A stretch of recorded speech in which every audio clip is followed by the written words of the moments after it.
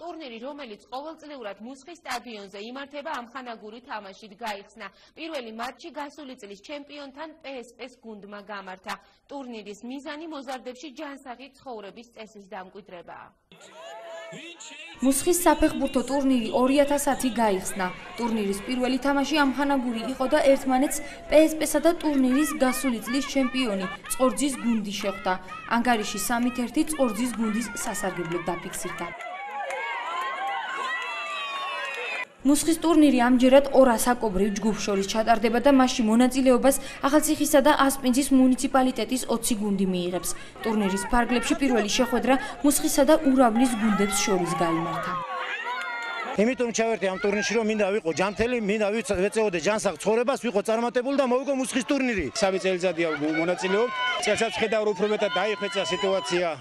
იზამება ფეხბურთის სპორტი, ჯანმრთელი ახალგაზრდობის იმედი გვაქვს და მოვიდეს ჯანმრთელი ახალგაზრდობა და ტურნირი სოფელ მუსხის საფეხბურთო სტადიონზე მეოთხე წელია იმართება და მისი მიზანი მოზარდებში ჯანსაღი ცხოვრების წესის დანერგვაა. ორგანიზატორები ფიქრობენ, რომ ტურნირმა გაამართლა, რადგან მონაწილე გუნდების რაოდენობა წლიდან წლამდე იზრდება. ტურნირი საკმაოდ წარმატებულად ხორციელდება, ყოველწლიურად იზრდება, უფრო მეტი მონაწილე ერთვება ტურნირში და ის ასრულებს თავის მთავარ მიზანს, ჯანსაღი ცხოვრების წესის დამკვიდრებას უზრუნველყოფს რეგიონში. რამდენიმე თვის წინ ჩვენთან მოვიდა ორგანიზატორი და რა თქმა უნდა, ჯანსაღი ცხოვრების წესი არის ჩვენი ცხოვრების წესი და დიდი სიამოვნებით დავთანხმდით ჩვენ ამ ტურნირში მხარდაჭერაზე. კარგი გუნდებია წარმოდგენილი და რეგიონისთვის ეს არის ნამდვილად მხარდაჭერა და ძალიან მნიშვნელოვანია და საჭირო ესეთი ტურნირები მომავალში. ორგანიზატორთა თქმით, მუსხის საფეხბურთო ტურნირი ერთი თვე გაგრძელდება.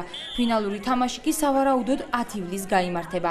გამარჯვებულ გუნდს მუსხის საფეხბურთო ტურნირის ჩემპიონის ტიტული მიენიჭება და სპონსორებისგან სიმბოლური პრიზებიც გადაეცემა.